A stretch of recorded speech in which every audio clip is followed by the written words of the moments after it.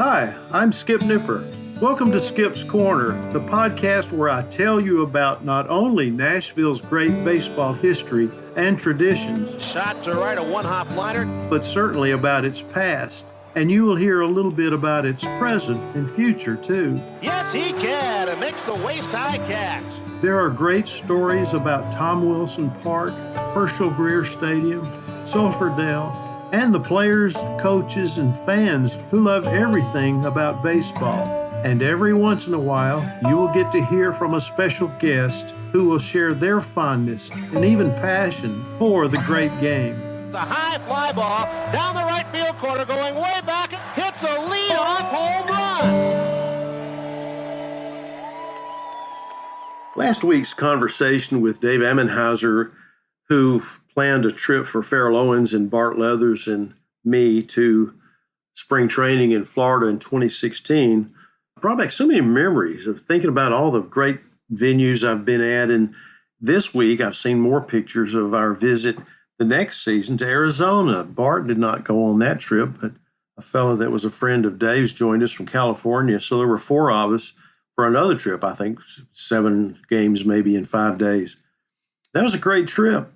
And it brought back a lot of memories once again. And I just want to talk to you about one today. I've got a friend, Mark Gent, Mark, J-E-N-T, has a website called Simply a Fan, where he plans trips to different venues, to different cities, different sports, soccer, Savannah Bananas, baseball, the Sounds games, Titans games, you name it. He's planned some kind of a trip. He's very, very good at it, very kind man. I took a trip with him last year. He rented a van. There were several of us, John Mitchell and Charlie Mitchell, brothers, who both played pro ball, were on that trip. And while Mark drove and we talked about baseball stories, and the Mitchell's sister was there, we just had a great time. It was my first trip to Truist Park, sadly, and I hope to go back. And I hope to be on another trip with Mark someday soon. He asked me to write a story one time for his website. He has great memories, and he does a great newsletter. You should sign up for his newsletter, too, if you're not already doing that, because he sends his different opportunities for travel and tickets to games there. He's a big Dodgers fan. He's very interesting that he's tried to contact all the living Brooklyn Dodgers players. There are only a few left, I think, and he's not been able to get in touch with all of them before they passed. But he's just really interesting to talk to, and he has a passionate love for baseball. His daughter, I guess it's his only daughter that I don't remember, but her name is Brooklyn. I think that's just terrific. This is kind of where my story went that I wrote on his website. I think you can still find it there, maybe not. But this trip that I'm going to talk about was a trip of a lifetime. And boy, I was excited about it. For most of my life, I had dreamed of visiting Cooperstown. And finally, it was going to happen 1 month before New Era's sales meeting. Now, you may not know, I was a New Era sales rep. That's the cap company that makes all the ball caps for the major minor league teams and so much more, located in Buffalo. And my dad worked for him. My grandfather worked for him. I think my grandfather was hired by the owner of New Era in 1932 or something like that. We've had a long history with New Era, and I loved working for them. They were great to us. And we had a sales agency that had my dad and me. Dad retired, and it was 3 other guys, Mike Schnell from St. Louis and Robert Law from Atlanta and Tim Waddell, who happens to be my cousin, lives in Chattanooga. And 1 month before a sales meeting that they were having there in June, we made plans to fly into Buffalo 2 days early to venture to the Shrine of Baseball, the National Baseball Hall of Fame. We made sure our flight times from Chattanooga, St. Louis, Atlanta, and Nashville would coincide, and it worked out great. And after arriving to handshakes and hugs, we hurriedly claimed our bags, tossed them into the rental van, and began our 4-hour journey, whiling away the time with a few family and business tales, and mostly with what you might guess it was baseball trivia. And most of our answers were wrong. I-90 was a typical interstate highway, but when we turned onto State Highway New York 28, the landscape changed. And with 30 miles to go, so did our level of excitement. We were anxious to begin our thorough observation of baseball's history from a new perspective. I was captured by the beauty of the village of Cooperstown, an unexpected quaintness, and nothing like I thought it would be. I had no idea it was named for James Fenimore Cooper, the author known for Leather Stocking Tales and The Last of the Mohicans. And located on the southern edge of Otsego Lake, the setting is appealing, with a rural charm of small-town America. And I've told my wife this several times. She would love to go there and see how quaint this little village is, whether she liked to go to the museum or not. Well, on this day, we checked into our motel near the lake and walked up the short hill to the front of the Baseball Hall of Fame and Museum. But a sign told us it had already closed. And as the June sun was setting, we explored Main Street in search of a restaurant.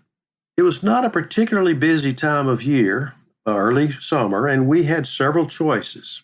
Around the corner from the museum were a couple of places to have a beer or two and shoot pool or play darts, and that's where we ended our expedition for the day. The next morning, we got up and had breakfast at the Doubleday Cafe, a popular spot that was a favorite of locals and tourists, before making our way up the street to begin our self-guided tour. We'd given ourselves the better part of the day and another morning to cover as much of the museum as possible, and each one of us went our way, peering at displays about trading cards, heroes, and famous games, women in baseball, and you name it, and so much more. Well, it would be impossible for me to describe it. And of course, there was the hall itself with plaques honoring baseball heroes selected to the Hall of Fame. Many were not particularly memorable, but then there were the greats I knew more about: Babe Ruth, Mickey Mantle, Casey Stengel, Honus Wagner, Ted Williams, Roberto Clemente, and Ty Cobb, and I could go on, DiMaggio and Gehrig, you name it. And I swear I saw a resemblance in one, Rube Waddell, to my grandfather, who was also a Waddell. And he had talked about Rube Waddell. I've never been able to make a connection, but he always told us we were related to Rube Waddell. His last name the same as my grandfather, Spencer, or Jack Waddell. Well, between lunch and touring the museum, we scoured the gift shop and made our way to the baseball shops in town. We passed a store with a sign in the window announcing Don Larson would be there to sign autographs at 2 p.m., and autographed tickets could be purchased inside for $20. As a Yankees fan and aware of his accomplishment of throwing a perfect game against the Brooklyn Dodgers in Game 5 of the 1956 World Series, well, I was hooked. I had to get his autograph.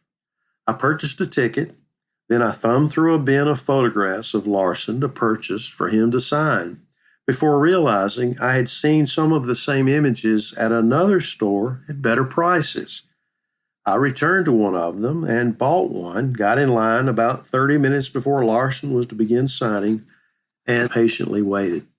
When I got up to where Larson was sitting, well, he didn't talk much, and in fact, he seemed a little sullen. And when I gave my ticket to the person with him, I asked if the famous pitcher would sign his name and underneath put the date and Cooperstown, New York. And the guy said, "That will cost you another ticket." And Larson never looked up at all. But I was happy with just Don Larson, and I moved on.